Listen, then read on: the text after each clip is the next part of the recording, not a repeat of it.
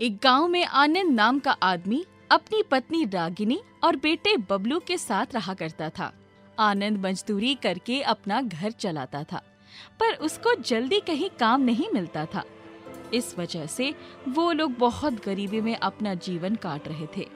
आज कुछ पैसे कमा कर लाए हो या आज भी हमें उपवास रखना पड़ेगा? आज तो कोई भी काम नहीं मिला। हे भगवान, मैंने किस मनहूस घड़ी में तुमसे शादी कर ली। जाती हूँ पड़ोस से कुछ मांग कर लाती हूँ खाने को। क्या हो गया पिताजी? कुछ नहीं बेटा, मैं कैसा पिता हूँ कि अपने बेटे को एक वक्त का खाना भी नहीं खिला सकता। उनका जीवन ऐसे ही चल रहा था और फिर एक दिन आनंद का एक्सीडेंट हो जाता है, जिसमें उसके पैर खराब हो जाते हैं। पिताजी, आपको क्या हो गया? कंगाली में आटा गीला हो गया, और क्या होगा? चलो बहन, अपने घर चलो। अब इनके बस का नहीं है कि ये कुछ भी कर पाए तुम्हारे लिए। चलो बेटा बबलू। अरे पवन, कहाँ ले जा रहे हो मेरी पत्नी और मेरे बच्चे को? अपने घर ले जा रहा हूँ। मैं अपनी बहन और भांजे को ऐसे भूख से तड़पते हुए नहीं देख सकता। जब इस काबिल हो जाना कि इन लोगों का पेट भर सको तो ले जाना वापस। पर मेरी बात तो सुनो। आनंद रोता रह जाता है और पवन अपनी बहन और भांजे को अपने साथ ले जाता है। हे भगवान, तू मुझे किस जन्म के पापों का सजा दे रहा है? मैंने आज तक कभी किसी का कुछ नहीं बिगाड़ा, तो फिर मेरे साथ ये सब क्यों हो रहा है? इससे अच्छा तो ये है कि मुझे अपने पास तो बुला ले। अरे घर में कोई है क्या? कौन है? कुछ खाने पीने को दे दो साहब। तुम मेरी और मेरे घर की हालत देखो। मेरा हाल तुमसे जुदा नहीं है, पर कम से कम तुम्हारे बदन पर कपड़े तो हैं। मेरे पास तो कपड़े भी नहीं है। हो सके तो कुछ कपड़े ही दे दो।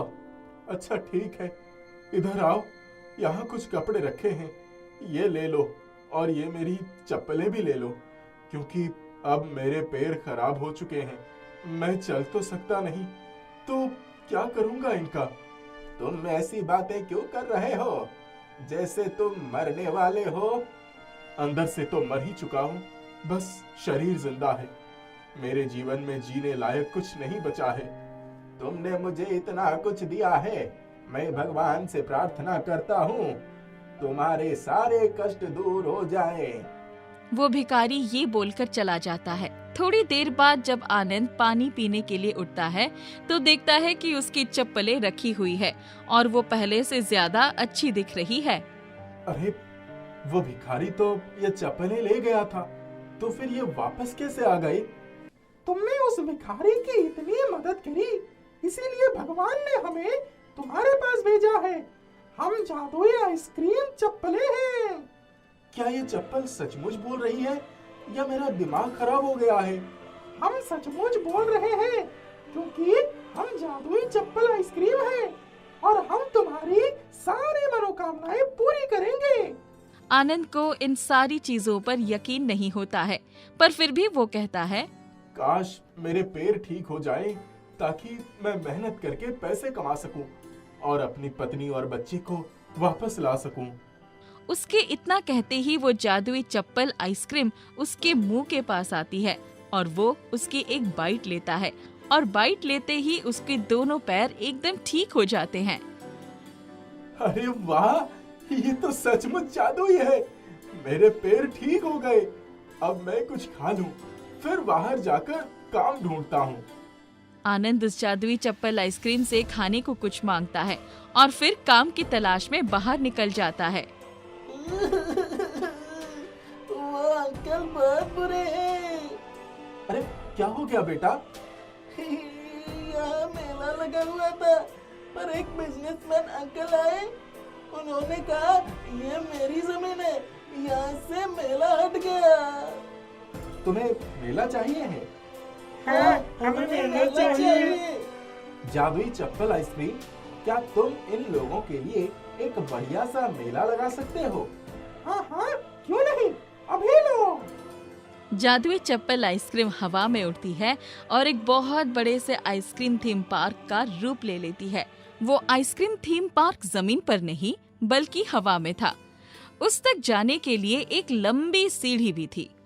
अरे बाप रे, वाह, ये तो आइसक्रीम वाला पार्क है। थैंक यू अंकल, आपके पास तो जादू है। वो बच्चे खुशी खुशी उस आइसक्रीम थीम पार्क में चले जाते हैं।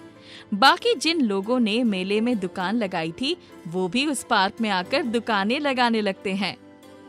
अरे ये तो बहुत अच्छा आइडिया है।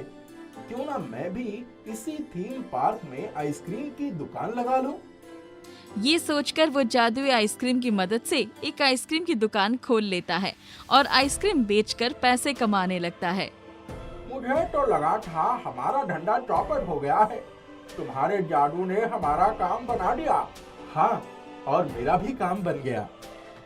कुछ दिन तक वो थीम पार्क ऐसे ही लगा रहता है और वो लोग खूब कमाई करते हैं। फिर एक दिन आनंद सोचता है, अब तो मेरे पास जादू भी है और अच्छी कमाई भी हो रही है, तो क्यों ना मैं रंगिनी और बबलू को जाकर वापस ले आऊं? ये सोचकर वो अपनी ससुराल जाता है और रागिनी और बबलू को वहाँ से लेकर आ जाता है। पर उनके साथ रागिनी का भाई पवन भी आता है, क्योंकि उसे आनंद की बात पर यकीन नहीं था। देखिए, अब मेरे पास सब कुछ है। मैं अच्छी कमाई कर रहा हूँ। अरे वाह, आपकी तो लाइफ ही बदल गई और आपके पैर भी बिल्कुल ठीक है।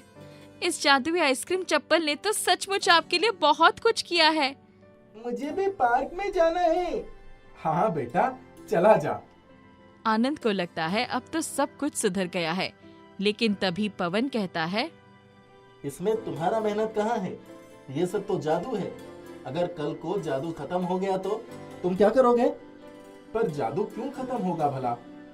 अरे जैसे ये जादू आया है वैसे जा भी सकता है ना। इसमें क्या बड़ी बात है? मैं अपनी बहन को यहाँ जादू के भरोसे नहीं छोड़ सकता। तुम अगर अपनी मेहनत से कुछ करो तभी छोड़ूंगा। भैया, ये आप क्या कह रहे हैं? मैं सही कह रहा हूँ बहन। तुम ही बताओ, क्या तुम नहीं चाहती कि तुम्हारा पति मेहनत करे? हाँ हाँ, चाहती हूँ। अगर ऐसी बात है तो ठीक है, मैं आज ही से इस जादुई चप्पल आइसक्रीम का सहारा छोड़ दूंगा और आइसक्रीम का ठेला लगाना शुरू करूंगा। आनंद चप्पल आइसक्रीम से अपना सारा जादू खत्म करने को और वहाँ से जाने को कहता है। तुम्हें मेरी जरूरत नहीं है अब। जरूरत है, लेकिन अगर मैं तुम्हारे सहारे रहा तो मैं खुद कुछ नहीं कर पाऊंगा। इसीलिए तुम मुझे आइसक्रीम बनाना सिखा दो और जाओ यहाँ से। जादुई चप्पल की आइसक्रीम आनंद को आइसक्रीम बनाना सिखा देती है। वो अगले ही दिन आइसक्रीम का ठेला लगाना शुरू कर देता है। उससे उसकी खूब कमाई होती है, क्योंकि उसके अच्छे व्यवहार की वजह से अब सब उसे बहुत पसंद करते थे। हाँ, ये हुई ना बात, मैं यही चाहता था। धन्यवाद साले साहब, आपने मेरी आंखें खोल दी, वरना मैं जीवन भर जादू के सहारे बैठा रहता। ठीक है, मैं चलता हूँ। आते रहना भैया। हाँ मामा, आना और मेरे लिए चीज लाना। हाँ, जरूर। पवन वहाँ से चला जाता है और आनंद अपनी मेहनत से अपना घर चलाता है और खुशी खुशी रहता है। एक बार एक नगर में एक महात्मा जी अपना डेरा डालते हैं। लोग उनके पास अपनी समस्याएं लेकर आते और महात्मा जी लोगों की समस्याओं का हाल अपनी सूझबूझ से देते। उसी नगर में भोला नाम का लड़का अपनी विधवा माँ के साथ रहता था। अपने नाम के अनुरूप ही भोला बहुत ही भोला और कुछ कम बुद्धि वाला था। उसकी माँ को हमेशा उसकी चिंता रहती। बेटा, अब तो बड़ा हो गया है, तुझे अपना ध्यान खुद रखना होगा। जिंदगी का क्या भरोसा, मेरा कब बुलावा आ जाए। तुझे दुनिया के तौर तरीके सीखने होंगे बेटा। बुलावा? माँ, तुम कहीं जा रही हो क्या? कहाँ से बुलावा आ गया तुम्हारा? हे भगवान, कब समझेगा तू? नगर में हर कोई भोला को अच्छी तरह जानता था। लोग अक्सर उसकी कम बुद्धि का फायदा उठाकर उससे अपना काम निकलवा लेते और भोला दुनियादारी से अनजान लोगों के काम खुशी खुशी करता। भोला की माँ को महात्मा जी के बारे में पता चलता है तो वो भोला को उनके पास लेकर जाती है। महात्मा जी, मेरा बेटा भोला अत्यधिक भोला है, या यूं कहे कि मंद बुद्धि है। महात्मन, मैं आपके चमत्कारों के विषय में बहुत कुछ सुनी हूँ। कृपया कुछ चमत्कार मेरे बेटे पर भी कर दीजिए, जिससे इसकी बुद्धि ठीक हो जाए और लोग इसका फायदा न उठाए। महात्मा जी भोला को देखकर मुस्कुराते हैं और उसे एक लड्डू देते हैं, जो कि शुद्ध देसी घी का बना होता है और उसमें से देसी घी की बहुत ही अच्छी महक आ रही थी। भोला बेटा, ये लड्डू रख लो, इसे हमेशा अपने पास रखना। ये तुम्हारे साथ कुछ बुरा नहीं होने देगा। हमेशा अपने साथ कैसे रख सकूंगा महात्मा जी?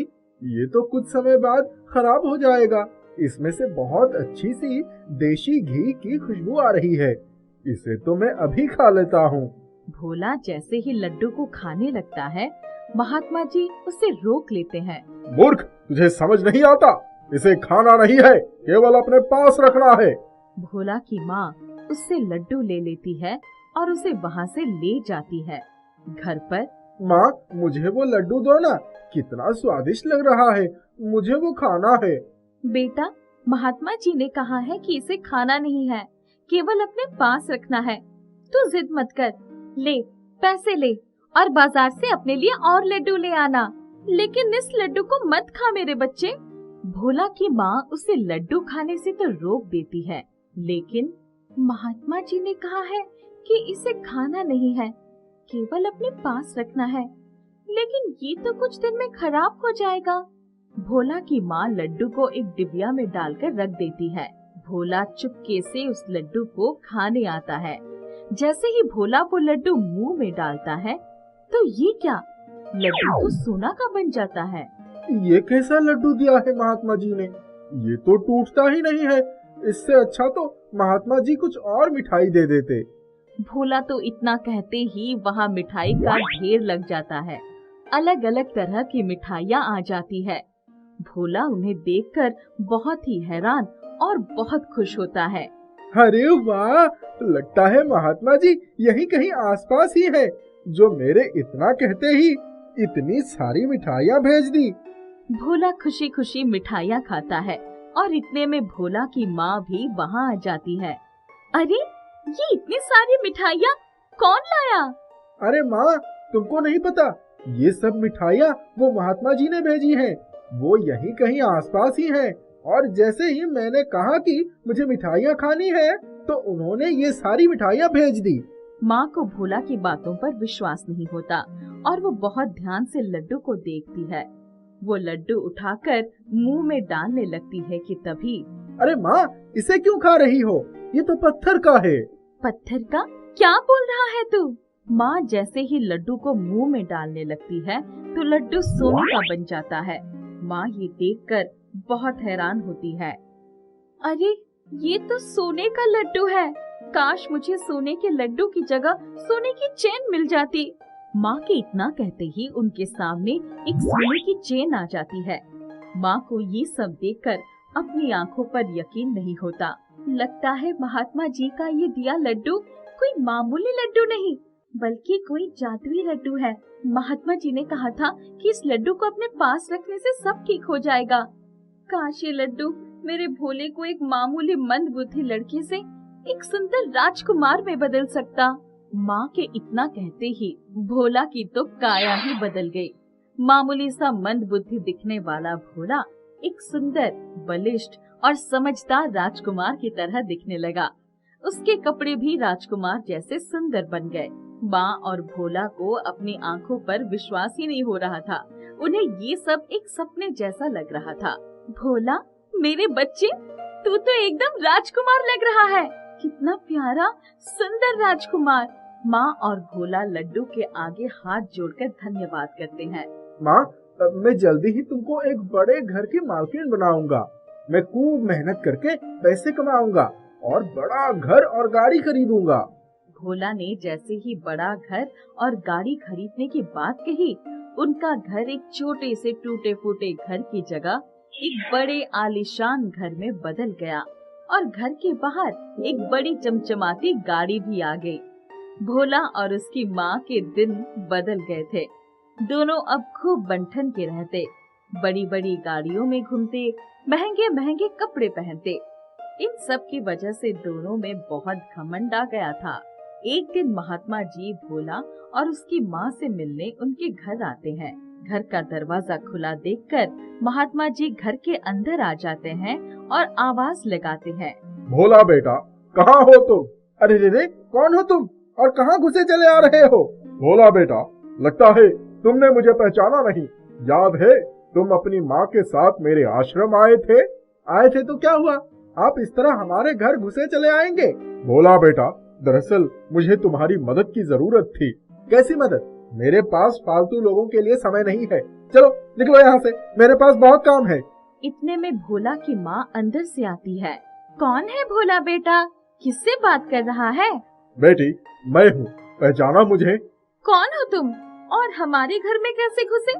निकलो बाहर, नहीं तो मैं पुलिस को बुला लूंगी। बोला ना, निकलो बाहर, सुनाई नहीं देता?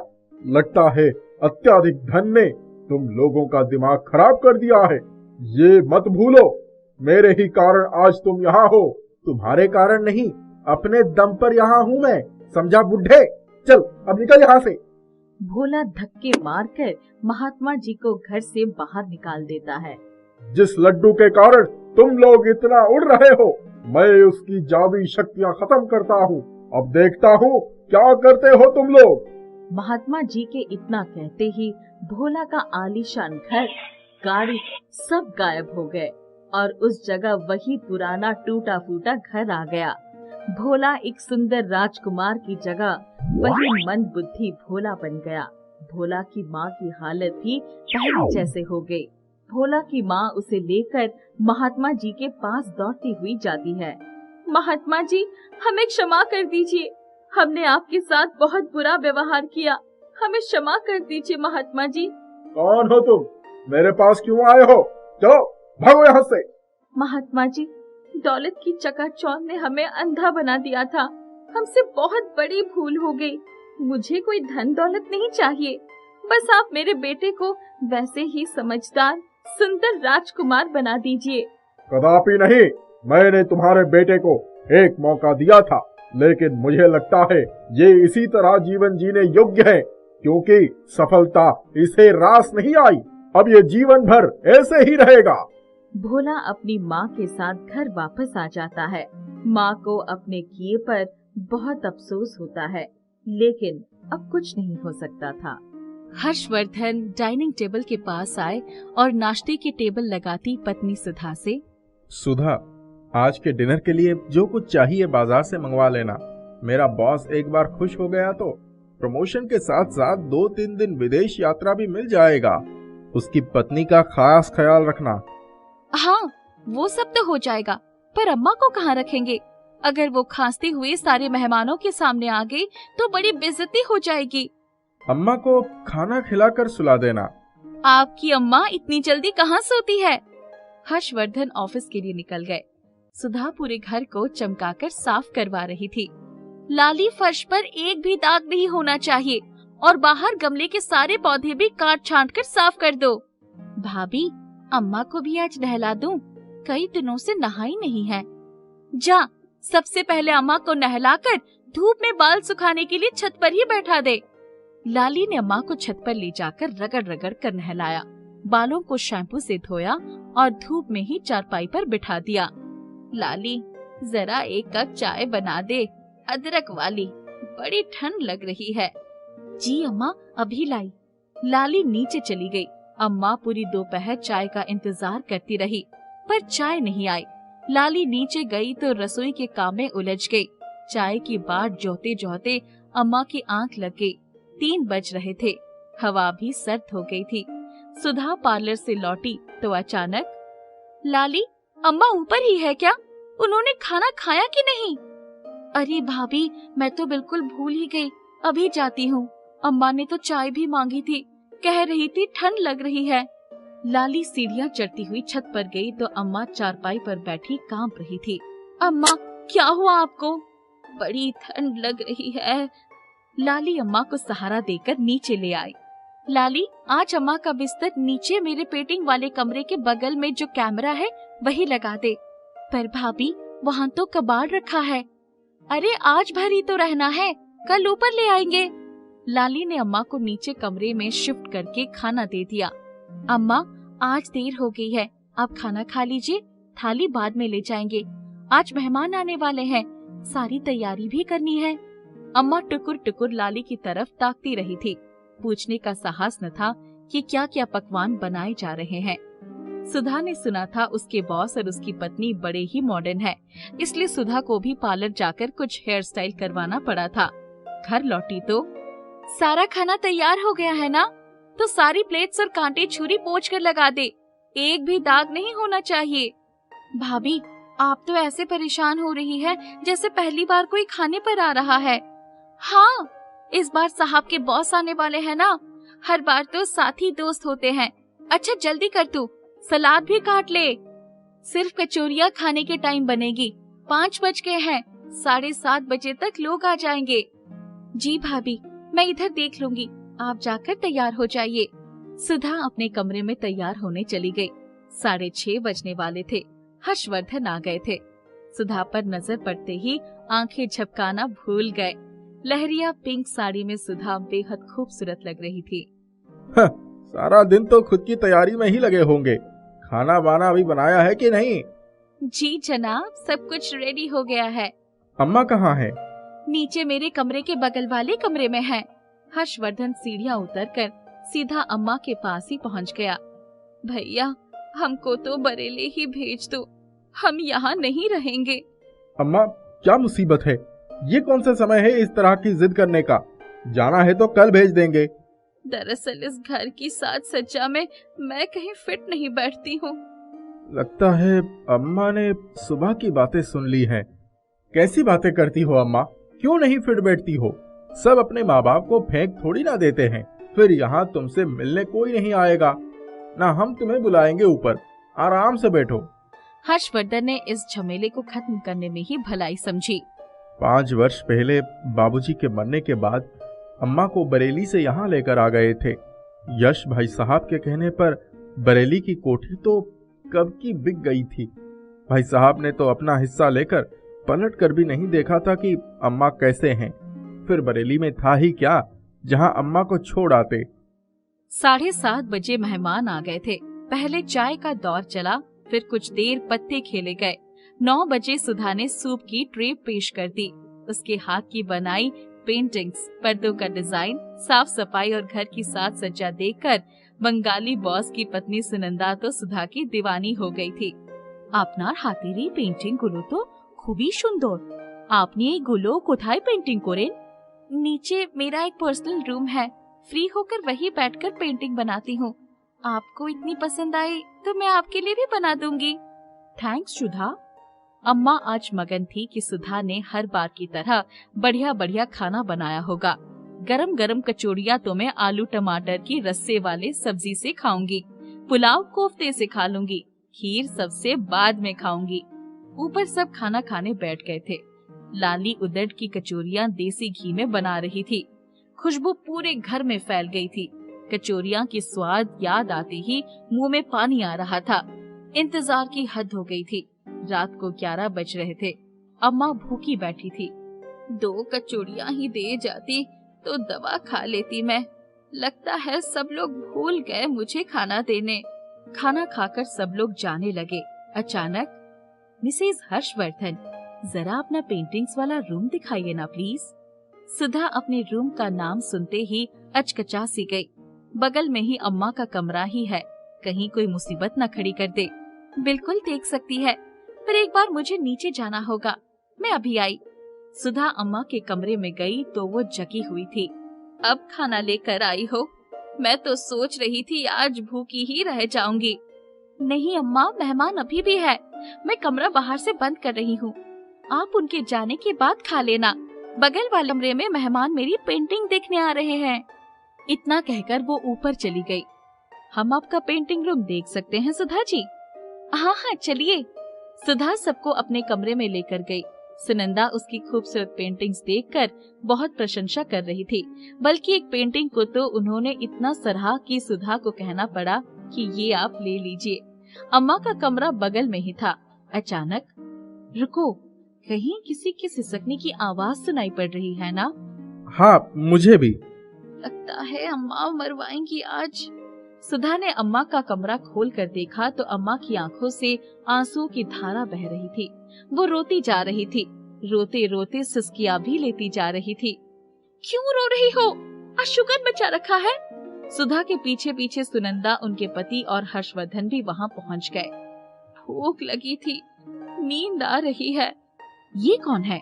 आपका काम वाली? हाँ, आजकल बीमार चल रही है। क्षमा करना सुधा, तुम पर भरोसा करके मैंने तो बहुत बड़ी गलती कर दी। मेरी माँ की इस दशा का जिम्मेदार मैं ही हूँ। मुझे खुद अपनी माँ का ध्यान रखना चाहिए था। वो इस घर की मालकिन है। अगर उसके हिस्से के पैसे लेकर हमने ये घर ना बनाया होता तो आज वो भी कोठी में राज कर रही होती। हर्षवर्धन माँ को सहारा देकर ऊपर कमरे में ले आए और उसे सोफा पर बिठा दिया। सर, क्षमा चाहता हूँ, मैं अपनी माँ को खाना खिला दूं जरा। No, please take your time. हम चलेंगे, काफी रात हो गई है। बॉस जा चुके थे। सुधा का मूड ऑफ हो गया था। हर्षवर्धन रसोई में से अपने हाथ से थैली सजाकर माँ के सामने रख दिया और अपने हाथों से कौर बनाकर खिलाने लगे। माँ की आंखों से आंसू की धारा बहती जा रही थी। दूसरे दिन ही हर्षवर्धन का प्रमोशन लेटर आ गया था। दीपा अपनी माँ अनीता के साथ रहती थी। अनीता एक पैर से अपाहिज थी, इसीलिए वह हाथ की मशीन से सिलाई करके घर चलाया करती थी। दीपा गलियों में कबाड़ बीनती थी और घर का खर्च पूरा करती थी। उनके दिन बहुत मुश्किल से बीतते थे। किसी दिन खाने को मिल जाता तो किसी दिन भूखे ही सोना पड़ता। एक दिन दीपा ने अनीता से कहा, माँ, क्या हम जीवन भर इसी तरह से गरीब रहेंगे? क्या हमारे नसीब में कभी अच्छा खाना और अच्छा पहनना नहीं है? हम इस टूटी फूटी झोपड़ी में अपने दिन बिता रहे हैं। क्या हम कभी एक पक्के मकान का चेहरा भी नहीं देख पाएंगे? हाँ बेटा, क्यों नहीं, पर उस भगवान के आगे किसी की नहीं चलती। अगर वह चाहेगा तो तू देखना, हमारे दिन सुधर जाएंगे, हमारा वक्त जरूर बदलेगा। अनीता कहकर अपने काम में लग जाती है और दीपा बाहर गली में कबाड़ बीनने लगती है। वहाँ जाकर देखती है कि दीवारों पर पोस्टर लगा हुआ है जिसमें लिखा है डांस कंपटीशन है और जीतने वाले को 50,000 रुपए का इनाम दिया जाएगा। वह जाकर अपनी माँ से बताती है, माँ, शहर में एक कार्यक्रम का आयोजन होने वाला है जिसमें जीतने वाले को 50,000 रुपए का इनाम दिया जाएगा। कैसा कार्यक्रम? माँ, एक डांस कंपटीशन है। एक काम कर, तू इसमें भाग ले ले। अरे माँ, मुझे तो नाचना ही नहीं आता, मैं भला कैसे कार्यक्रम में भाग ले सकती हूँ? कोशिश करने में क्या जाता है बेटा, ईश्वर ने चाहा और तू जीत गई तो 50,000 रुपए आ जाएंगे। माँ, मेरे पास तो कपड़े भी नहीं है। तू फिक्र मत कर, मेरे पास कुछ कपड़े बचे हैं, उनको जोड़कर मैं तेरा घाघरा बनाती हूँ, तो उसे पहनकर कार्यक्रम में चले जाना। ठीक है माँ। अनीता उसके लिए कुछ कपड़ों को जोड़कर एक घाघरा बनाती है। उधर दीपा उस कार्यक्रम के स्थल पर जाकर देखती है और वहाँ अपना नाम दर्ज कराती है। वहाँ कुछ अमीर लड़कियाँ भी आई हुई होती हैं और वो उसे चिढ़ाती हैं। क्या यह भी अपना नाम लिखवाएगी डांस कंपटीशन में? अब हमारी यही औकात है कि हम एक कबाड़ बीनने वाली लड़की के साथ कंपटीशन करेंगे। अरे यह कैसे कार्यक्रम में भाग ले सकती है? कार्यक्रम में भाग लेने के लिए तो अच्छे कपड़ों की जरूरत होती है। क्या यह पहन कर आएगी फटे हुए कपड़े? अरे हाँ, जो ड्रेस पहन कर आएगी वो एक फैशन शो बन जाएगा और उसको देखकर सब हंसेंगे, तब यह डांस कैसे कर पाएगी? दीपा उनकी बातों से बहुत उदास होती है और घर आ जाती है। कुछ समय बाद कार्यक्रम का दिन आता है। दीपा अनीता द्वारा बनाए गए घाघरे को पहनकर जैसे ही जाती है, वही तीनों लड़कियां उसको देखकर उसे चिढ़ाती हैं और कहती हैं, आ गई अपनी फेवरेट ड्रेस पहनकर। मेरा घाघरा बहुत अच्छा है। अरे, इस घाघरे पर तो कुछ लगा हुआ है। दीपा मुड़कर देखती है तो उसका घाघरा पूरा गोंद में चिपका हुआ होता है, जिसकी वजह से वह घाघरा पूरी तरह से खराब हो जाता है। वह रोती हुई एक पेड़ के नीचे जाकर बैठ जाती है। वहीं से एक औरत गुजर रही होती है। वह उससे पूछती है, क्या हुआ बेटा, तुम इतनी उदास होकर पेड़ के नीचे बैठी क्यों रो रही हो? मुझे डांस कंपटीशन में भाग लेना था और मेरा घाघरा किसी ने खराब कर दिया। अब मैं स्टेज पर नहीं जा सकती, सब मेरा मजाक उड़ाएंगे। कोई बात नहीं बेटा, हमारा पुश्तैनी घाघरा रखा है, तुम उसको पहन लो। हमारे तो किसी काम का नहीं, हमारे पूर्वजों ने इसको रखा था, शायद तुम्हारे किसी काम आ जाए। औरत उसको घाघरा दे देती है और दीपा उसको पहनकर स्टेज की ओर जाती है। अरे यह तो फिर आ गई, मैला कुचैला घाघरा पहनकर। यह तो कितने पुराने टाइम का घाघरा है।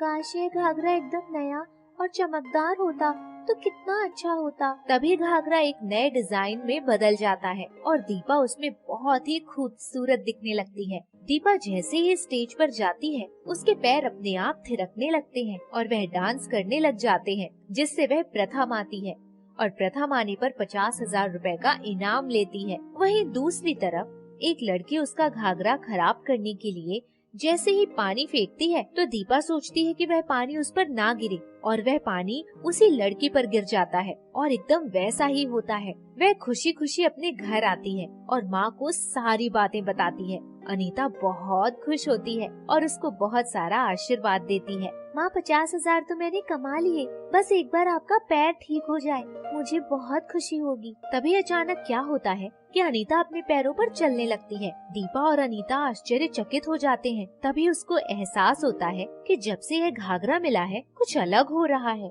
माँ मुझे यह घाघरा जादुई लग रहा है, क्योंकि मैं इससे जो भी मांगती हूँ पूरा हो जाता है। ऐसे कैसे हो सकता है? आपको विश्वास नहीं है ना माँ? तो चलो मैं एक बार फिर से कोशिश करके देखती हूँ, मेरा यह घर एक पक्के मकान में बदल जाए। और तभी पलक झपकते ही झोपड़ी पक्के मकान में बदल जाती है। तब अनीता और दीपा को विश्वास हो जाता है कि यह घाघरा जादुई है। अब दीपा और अनीता उस घाघरे की सहायता से अपने अच्छे दिन व्यतीत करने लगते हैं और दूसरों की सहायता भी करते हैं। एक दिन अनीता और दीपा बैठे हुए थे कि बाहर से शोर आता है, तो दीपा बाहर जाकर देखती है। दीपा, दीपा, भागो यहाँ से, एक एरोप्लेन क्रैश हो गया है और वो हमारे शहर की ओर ही गिरने वाला है।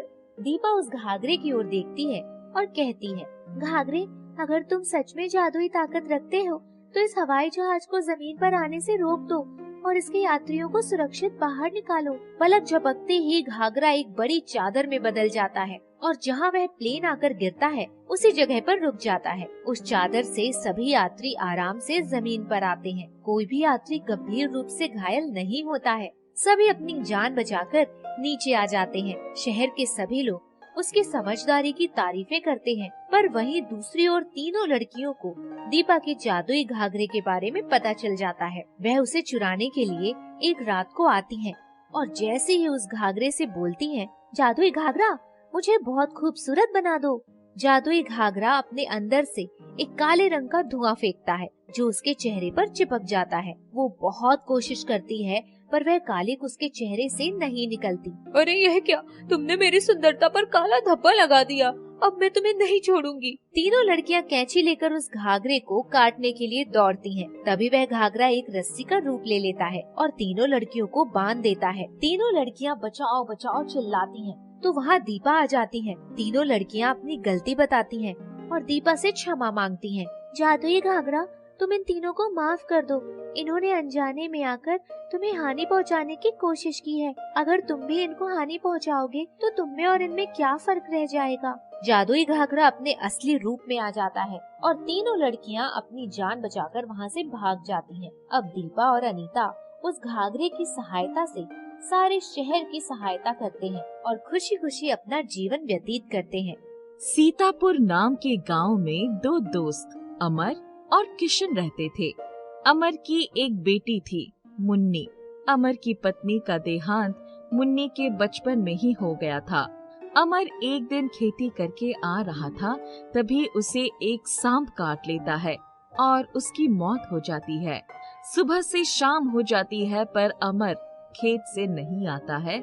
अब मुन्नी को चिंता होने लगती है। काका, पिताजी अभी तक खेत से नहीं लौटे हैं। पहले तो कभी ऐसा नहीं हुआ। मुन्नी, तो घबरा मत, मैं खेत पर देख कर आता हूँ। किशन खेत में जाता है तो देखता है कि अमर जमीन पर गिरा हुआ है और उसके मुंह से झाग निकल रहा है। किशन समझ जाता है कि अमर को सांप ने काट लिया है और उसकी मौत हो गई है। हे भगवान, ये तूने क्या किया? पहले ही मुन्नी की माँ नहीं थी और अब उसके पिता को भी तूने अपने पास बुला लिया। किशन अपने आप को संभालता है और अमर की लाश को लेकर घर जाता है। मुन्नी पिता की लाश देखकर बहुत रोती है और कहती है, पिताजी, आप भी मुझे छोड़कर चले गए। मैं तो अनाथ हो गई। बेटी, तू रो मत, मैं हूं ना तेरे साथ। पहले मेरी सिर्फ एक बेटी थी, अब 2 बेटियां हो गई। मैं तेरा ध्यान रखूंगा। वही खड़ी किशन की बेटी मेघा बोली, दीदी तुम रो मत, अब से हम दोनों बहनें हैं, हम एक दूसरे के साथ हमेशा रहेंगे। कुछ दिन बीत जाते हैं। मुन्नी धीरे धीरे सब भूलकर किशन के परिवार के साथ रहने लगती है।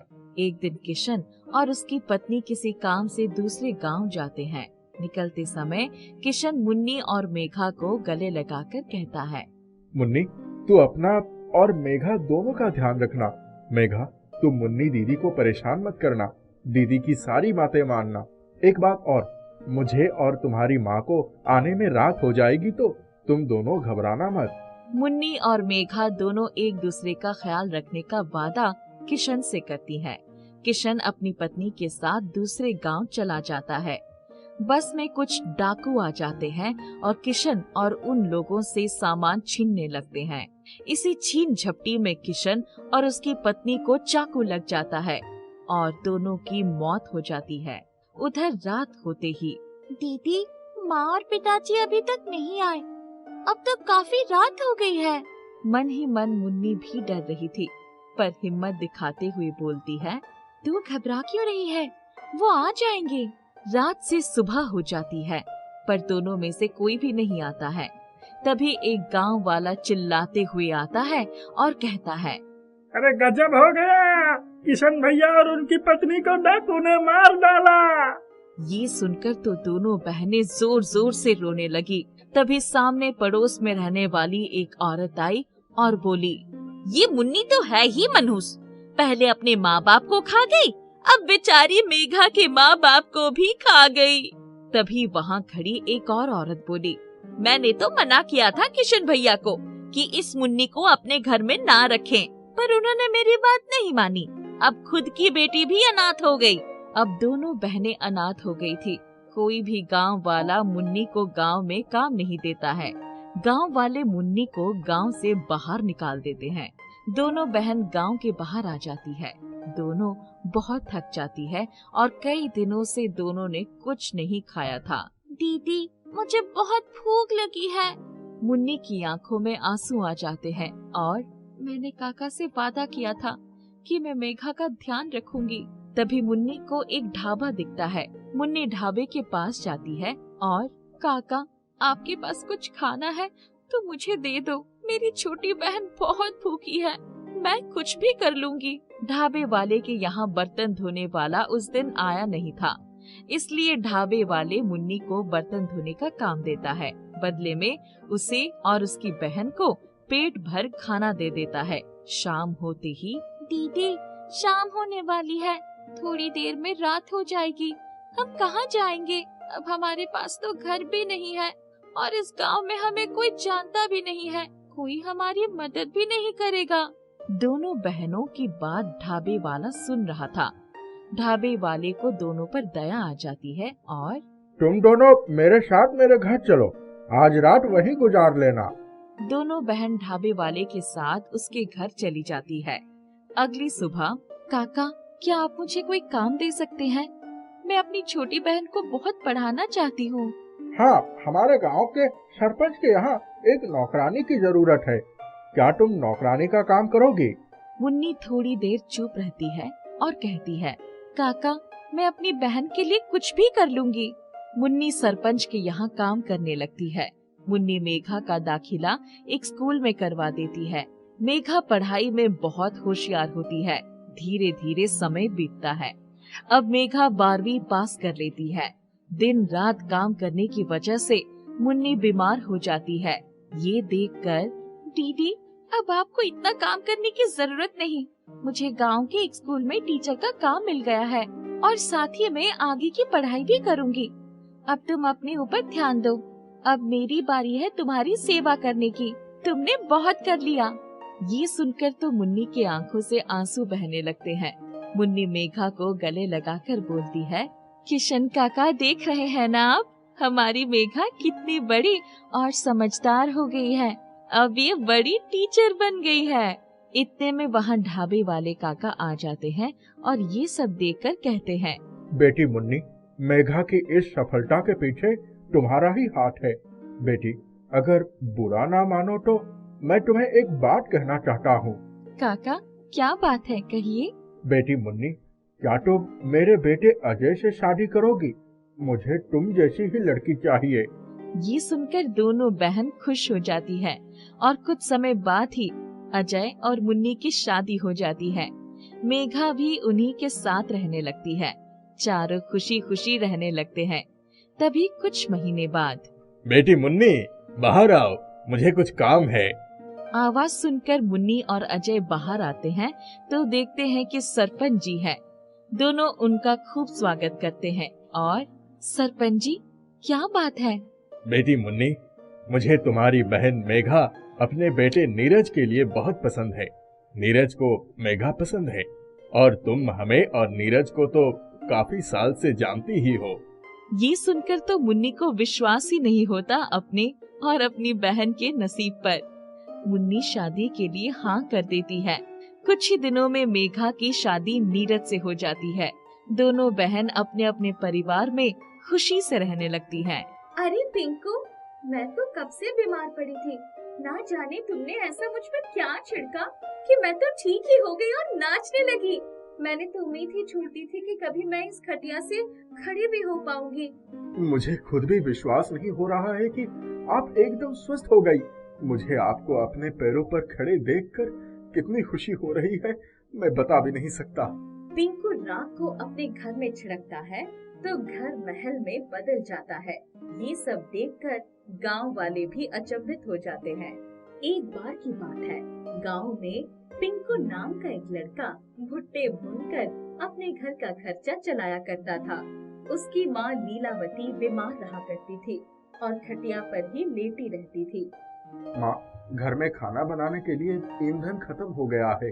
बरसात का मौसम है, लकड़ी तो गीली ही मिलेगी। अब कैसे खाना बनेगा?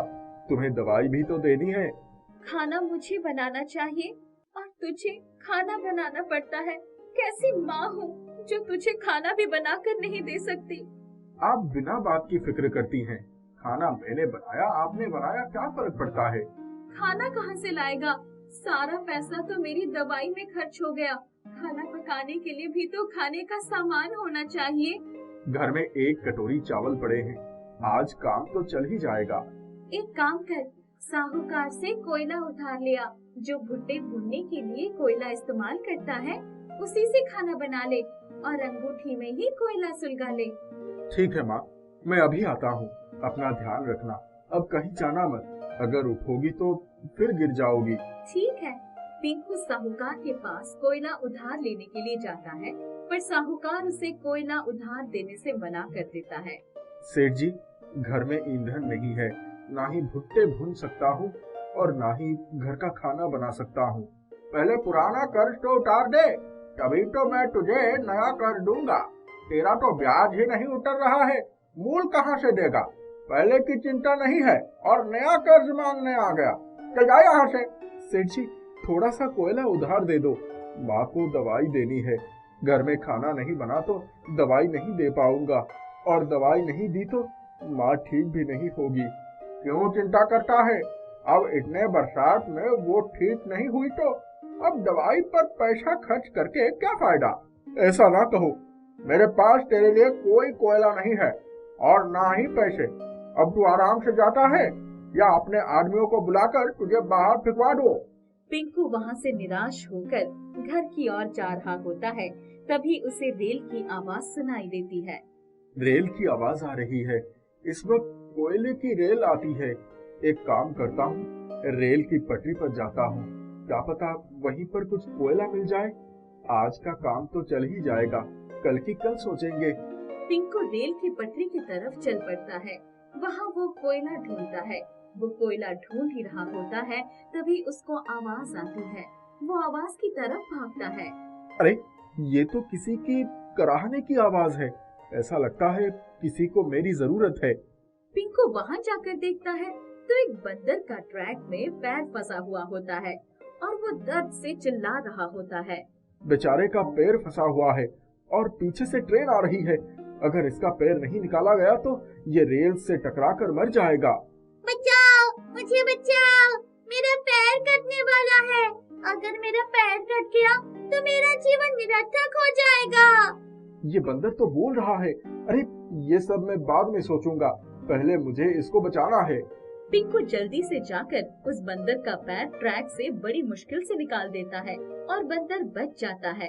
बंदर उसका लाख लाख धन्यवाद करता है और उसे पूछता है, तुम यहाँ पर क्या कर रहे हो? अगर तुम यहाँ नहीं आते तो मेरा मरना निश्चित था। तुमने मेरी जान बचाई है। मैं तो यहाँ पर कोयला ढूंढने आया था, जिससे मैं अपना भुट्टे भुनने का काम कर सकूं। और माँ हमेशा बीमार रहती है तो भुट्टे भुनकर जो थोड़ा बहुत मिलता है उसी से घर का गुजारा होता है। रेल की पटरी पर कुछ कोयला पड़ा हुआ है, तुम इस पटरी के कोयले को ले जाओ। पर एक काम करना, तुम इस कोयले के राख को फेंकना मत। कुछ अपनी माँ के ऊपर डाल देना और कुछ को पूरे घर में छिड़क देना। जो बची राख हो उसे एक बर्तन में रख देना और ढक देना। पिंकू उन थोड़े से कोयले को लेकर घर की तरफ चल पड़ता है और जैसे बंदर ने कहा था वैसा ही करता है। कुछ दिन उसे भुट्टे बाकी दिनों से ज्यादा कीमत पर बिकने लगते हैं। ऐसा लग रहा था जैसे कि पूरा गांव उसके भुट्टे खरीदने आ गया है। यहाँ तक कि उसके भुट्टे खत्म ही नहीं हो रहे थे और पैसे आए जा रहे थे। माँ देखो, आज तो बहुत ही ज्यादा कमाई हुई है। इतनी तो कमाई मैंने सोची भी नहीं थी। ये सब मेरी मेहनत का ही तो फल है। तू दिन रात इतनी मेहनत करता है। जब कोयला ठंडा हो जाता है तो उसकी थोड़ी सी राख अपनी आंखों पर छिड़क देता है और जैसे ही वो छिड़कता है तो लीलावती ठीक हो जाती है। लीलावती खुशी से नाचने लग जाती है। पिंकू लीलावती को स्वस्थ देखकर बहुत खुश होता है। माँ ये तो चमत्कार हो गया। रुको, मैं ये राख घर में भी छिड़क देता हूँ। आखिर ये सब तू कर क्या रहा है? मुझे कुछ बताएगा? आप कुछ देर रुको तो सही, मुझे बहुत कुछ समझ में आ रहा है। पिंकू उस राख को घर में छिड़क देता है और उसकी छोटी सी झोपड़ी महल में परिवर्तित हो जाती है। माँ मुझे एक बंदर ने ये राख छिड़कने के लिए कहा था और मैंने ये छिड़क दी। देखो अब सब कुछ ठीक हो गया है। मैंने उसकी जान बचाई थी, पर मुझे क्या पता था कि उसकी जान बचाने से मैं इतना अमीर हो जाऊंगा। परोपकार का तो फल मिल ही जाता है। तूने उसकी मदद की, इसलिए ईश्वर ने तेरी मदद की है। देख, अब मैं भी ठीक हो गई और घर भी महल बन गया। बची हुई राख को पिंकू एक बर्तन में बंद करके रख देता है। जब वो दूसरे दिन उसको खोल कर देखता है तो उसमें राख की जगह हीरे होते हैं। उस जादुई राख ने हमारा जीवन ही बदल दिया। पर हमें अपने पुराने दिन नहीं भूलने चाहिए। हमें जितना मिला है उससे लोगों की मदद भी करनी चाहिए। आप सही कह रही हैं माँ। मैं आज ही जाकर अस्पताल बनवा कर आता हूँ, जहाँ पर हम जैसे गरीबों का इलाज हो सके। क्योंकि जब तुम बीमार थी तो मैं पैसे की तंगी की वजह से तुम्हारा सही से इलाज नहीं कर पा रहा था। अब मैं ऐसा अस्पताल बनाऊंगा जिसमें पैसों की कोई जरूरत ना हो और जहाँ लोग मुफ्त में इलाज करा सके। पिंकू उस जादुई राख से अमीर तो हो जाता है, परंतु फिर भी वो दूसरों की मदद करने की आदत को नहीं छोड़ता और इसी तरह से लोगों की मदद करता रहता है। सब उसको बहुत चाहने लगते हैं।